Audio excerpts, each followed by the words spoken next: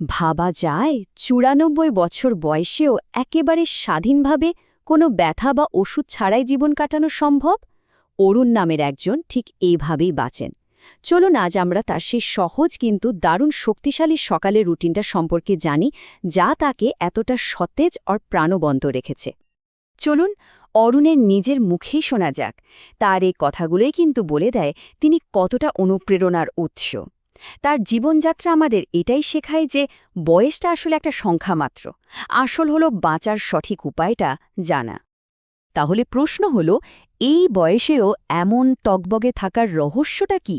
কোনো জটিল রুটিন বা দামি ওষুধ? একদমই না।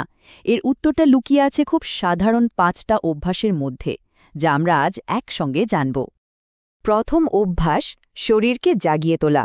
এটাই হলো পুরো দিনের ভিত্তি। এই অভ্যাসটাই সকালের ক্লান্তি, শরীরের জড়তা আর ওই যেটাকে বলে ব্রেন ফগ, মানে চিন্তাভাবনায় একটা ঘোলাটে ভাব, সেই সমস্যাগুলো দূর করতে সাহায্য করে। আমরা অনেকেই তো ভাবি যে সকালে ঘুম থেকে ওঠার পর শরীর ম্যাজম্যাজ করা বা গাঁঠে ব্যথা, এগুলো তো বয়সেরই দোষ। কিন্তু অরুণ ৭৫ বছর বয়সে এসে একটা দারুণ জিনিস আবিষ্কার করেন। আসল কারণটা হলো সাইলেন্ট ডিহাইড্রেশন বা নীরব পানিশূন্যতা। এটা কিন্তু বার্ধক্যের কোনো অংশ নয়, বরং এমন একটা সমস্যা যার সমাধান করা সম্ভব। ব্যাপারটা শুনলে অবাক হতে হয়, কিন্তু এটাই সত্যি। আমরা যখন ঘুমাই তখন নিঃশ্বাস আর ঘামের সাথে আমাদের শরীর থেকে প্রায় ১ লিটার জল বেরিয়ে যায়। ভাবুন একবার, প্রায় ৪ গ্লাস জল। এই বিপুল পরিমাণ জল হারানোর ফলে সকালে আমাদের শরীরটা পানিশূন্য হয়ে পড়ে। আর এর সমাধানটা তো আরও সহজ। সময় লাগবে মাত্র ৩০ সেকেন্ড। কি করতে হবে? আগের রাতেই ১ গ্লাস জলে সামান্য সামুদ্রিক লবণ মিশিয়ে রাখতে হবে। সাধারণ টেবিল সল্ট কিন্তু নয়, কারণ সামুদ্রিক লবণে জরুরি মিনারেল থাকে যা শরীরের কোষগুলোকে জলটা দ্রুত শুষে নিতে সাহায্য করে। এই অভ্যাসটা যে কতটা কাজের সেটা অরুণের প্রতিবেশী রাজুদার গল্পটা শুনলেই বোঝা যায়। সামান্য একটা পরিবর্তন তার জীবনে কতটা ইতিবাচক প্রভাব ফেলেছিল ভেবে দেখুন। এটা কোনো জাদু নয়, বরং বিজ্ঞানের উপর ভিত্তি করে শরীরের প্রয়োজনটা মেটানো।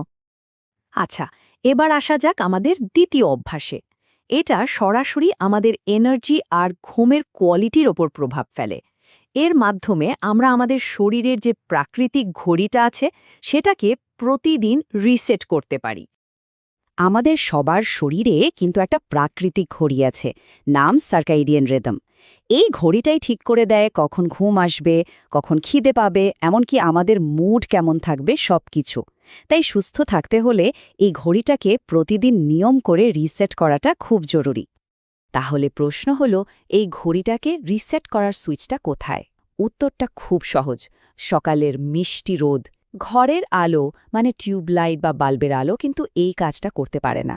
অন্যদিকে মাত্র ১০-১৫ মিনিটের সকালের রোদই মস্তিষ্ককে জাগিয়ে তোলার সংকেত দেয়, মন ভালো করার হরমোন বাড়ায় আর রাতে গভীর ঘুমের জন্য শরীরকে তৈরি করে।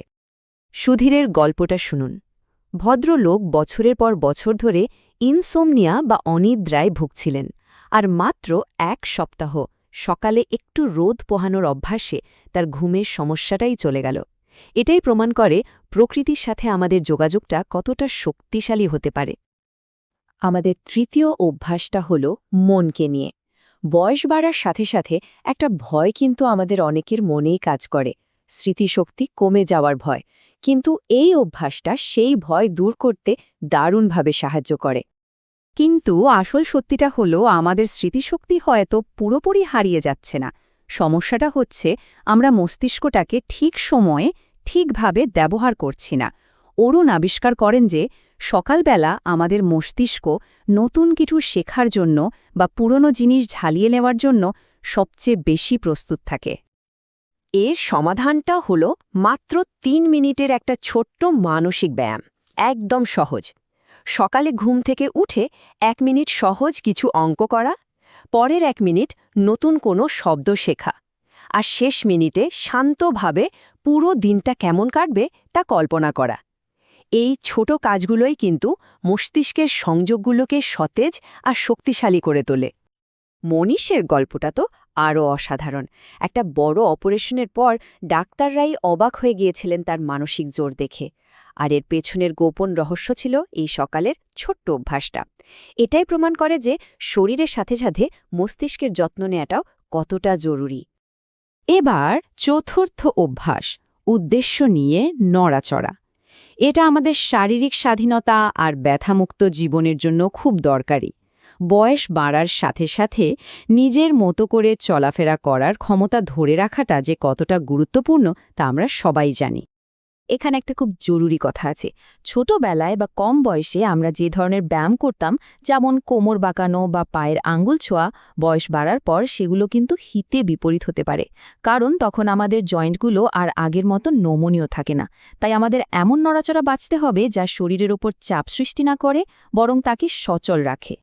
এর জন্য অরুণ একটা দারুণ রুটিন ফলো করেন, যেমন কাঁধ ঘোরানো, এক জায়গায় বসে মার্চ করা বা কোনো কিছু সাপোর্ট নিয়ে হালকা স্কোয়াট করা। এই সহজ নড়াচড়াগুলো কোনো যন্ত্রপাতি ছাড়াই করা যায়।